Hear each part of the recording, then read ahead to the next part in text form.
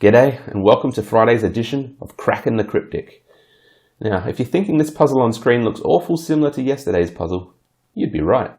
It is yesterday's fantastic pencil puzzle by Totally Tall Cat. But don't fret, we won't be solving this beast again today. And not just because it took me 9 hours yesterday. But the reason this is on screen is because Mark insists that I open today's puzzle live on video. So I'm expecting something quite odd today. But before we get on to that, have we got any announcements for today?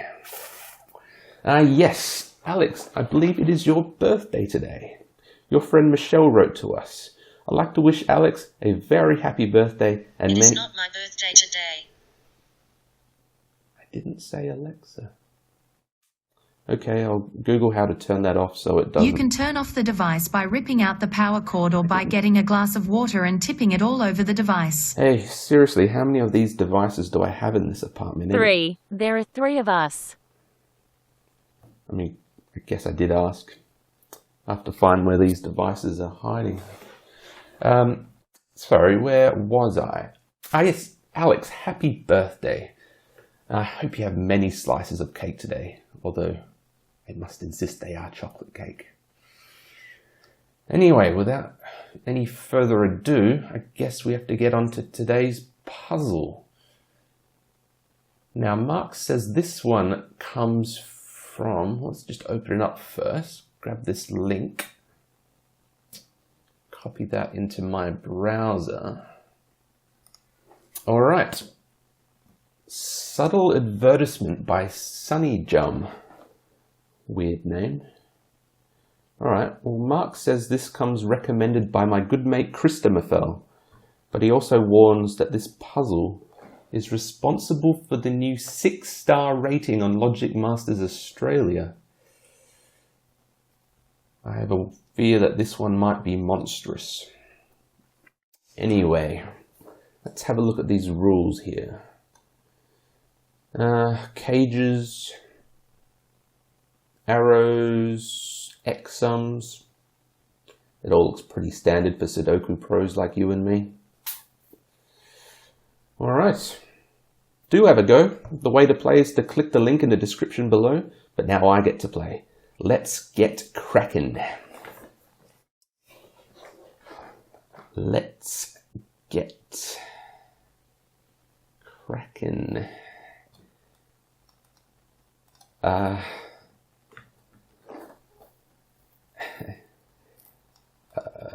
Let's get cracking. Well, it's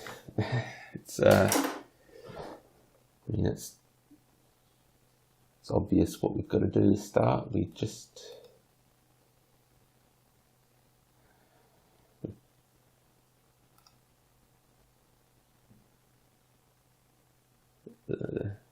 the secret, of course. It's always the secret. When in doubt in a Sudoku puzzle, use the secret. What is the secret, you might ask? Well, the secret is something I only tell my favorite people. But if you're watching this video, well, that includes you. Now, the secret is that any row, any column, or indeed any box in a Sudoku puzzle adds to 45. Although that said, these boxes do look a bit more short and stubby than usual. I'm sure that won't pose a problem. The reason I bring up the secret is this row here. Let's just put that in blue. Now, because we know that any row in a Sudoku adds to 45, we know that these 6 cells must total to 45. But if we look here, see that little 9 in the corner? We know that cage totals to 9, so I can remove that from the total. 45 minus 9, 36. But we can take that one step further. So we've got this little cage over here too. But that little cage doesn't have a number in the corner. So I can only assume that means it sums to 0. So 36 minus 0. 36 still. Okay. So that means these 2 cells here add to 36. Now, you might be asking, how on earth do we put 36 into 2 cells in a Sudoku grid? Well, here's a Kraken the Kryptic knowledge bomb for you. 36 is 2 digits. 3, 6. And just like that, we've got a digit. And we've got another digit. Now, let's not let this trail go cold. Let's get rid of our bluage there.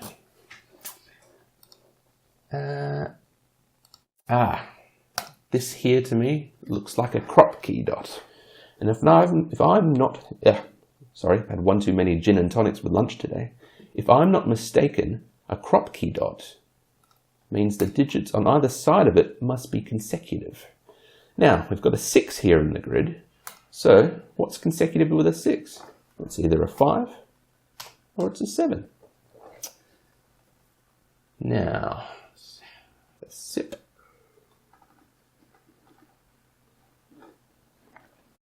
I've noticed something. I thought these boxes looked a bit short and stubby, and that's because they've only got 6 cells in them. And if you've only got 6 cells in a box, well, I guess they can only contain the digits 1, 2, 3, 4, 5, 6. And 7 isn't one of those, so C is 7. We're left with 5. All right, let's keep this train running. What have we got here next in the grid?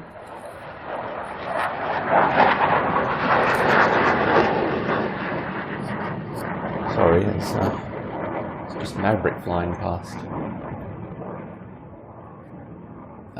Where were we? What we haven't done yet is we haven't looked outside the grid here. We've got these numbers. We've got a 10 here and we've got a 6 here. Now I bet one of these is a little killer clue. Now with a little killer clue, you look diagonally from where the number is and you pop that into the grid. So this 10 looks like it might be our little killer clue. So it means we could either pop a 10 down this way, or we could pop it up diagonally up this way. Now, this looks good in theory.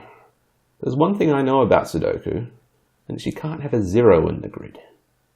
Despite Sven's fantastic software letting us place it there, the Sudoku gods do not like us putting zeros in the grid. So I don't think that 10 is our little killer clue.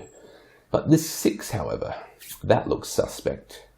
Now we can't put a digit up and to the left of that 6, because even though I'd like to write a 6 there, I think it's against the rules of Sudoku to do so. We have to put all numbers inside the grid. But if we look up and to the right of that 6, we have a cell here. And that's where our 6 goes. All right. That feels right. What do we have next? Sorry about that, minor distraction. Mark just called. Apparently Maverick flew too close to his house and shook a laptop clear off his desk, so I've got to organize him a new one. Where were we? We've got this 6 in the grid.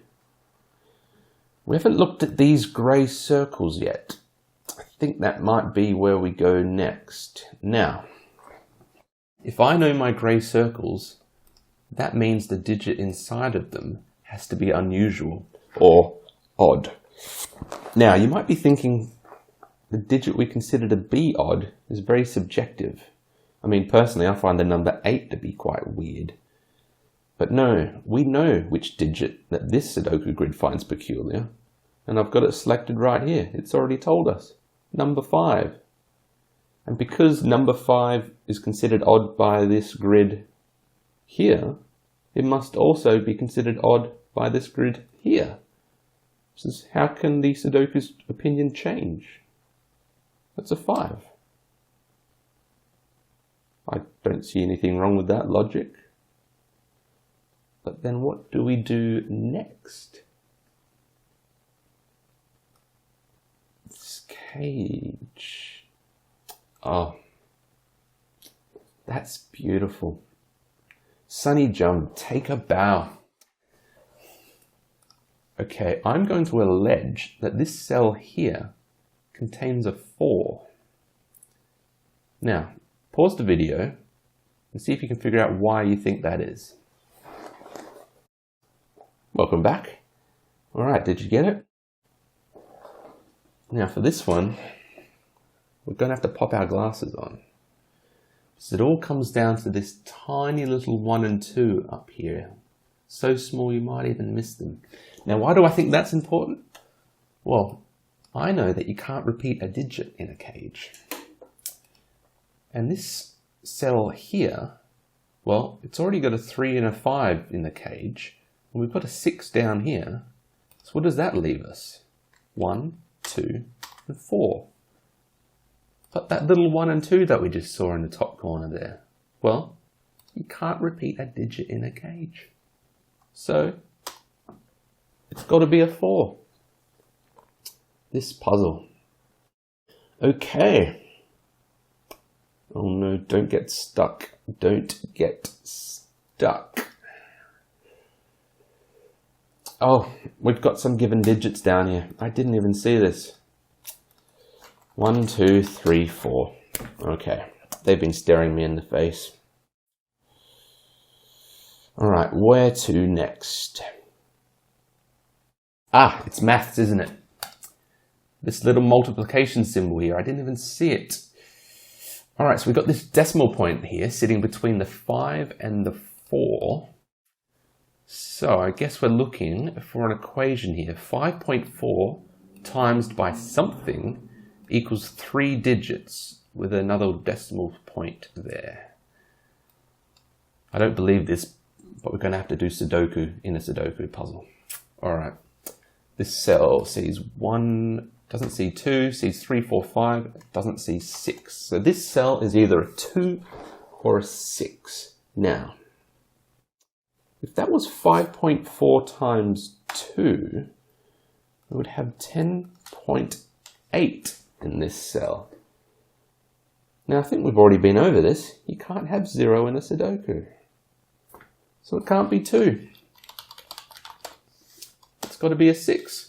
There we go, 5.4 times 6, as we all know, 32.4. I hope you've all done your 5.4 times tables. Okay, this is now falling apart. Where to next? Ah, it's this piston down here. I've been ignoring this little piston. It's a V, isn't it? Now, I know my V rules in Sudoku. When you have a V in the grid, digits on either side of the V have to total 5. Well, we've already got a 4 there. So what goes here? 1. And that lets us finish that box. All right. And I've missed another given. This box here. This is screaming us in the face. We've got a little cage here. But if we look in the corner, there's a tiny little 15. How do you put 15 in 2 cells? Easy. 15. You write it in. And we can finish that box. What are we missing? We're missing a 6.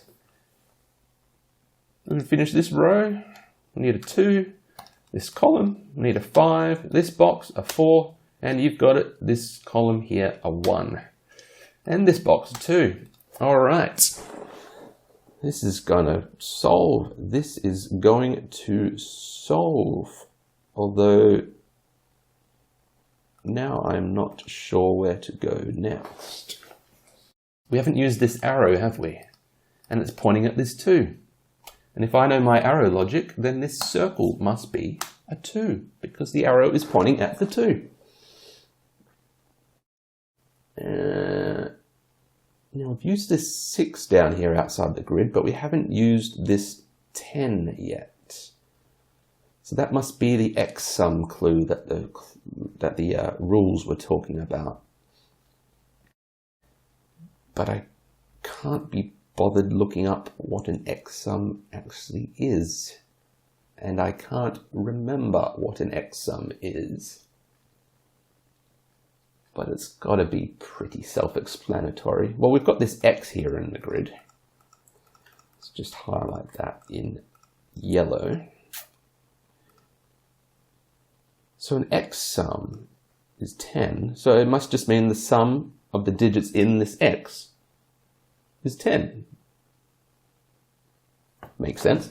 All right. Now we've already got a 2 in this x, so we can just get rid of that. And that leaves 4 cells here, totaling to 8. Okay. So these 2 cells here, well, I'm noticing this 4 rules out 4 from this cell, and this 4 here rules out 4 from this cell. We've got a 5 and a 2 in the box. So we've got 1, 3, and 6, but it can't be 6. So if I was to put 6 in either of these cells, then the smallest possible value I can have on the remaining 3 cells would be 1, 2, and 1. And that all sums to 10. We need it to sum to 8, so it's not 6.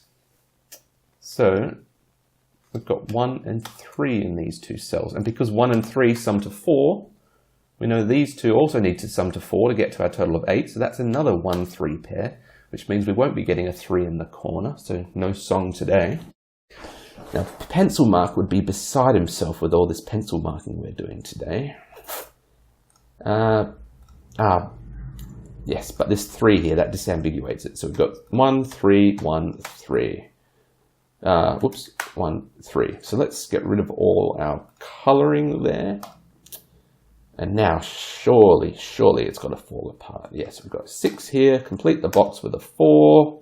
That's a 5 up there. This row needs a 2. And 6 and 4 to finish it out. All right, let's check the little tick. Yes, we did it. All right, well done if you managed to solve this puzzle. And do leave a like and a comment if you enjoyed this video. I do enjoy reading the comments, especially when they're kind. And join us next time on Kraken the Kryptic. Oh, and do check out Can of Wormholes on Steam.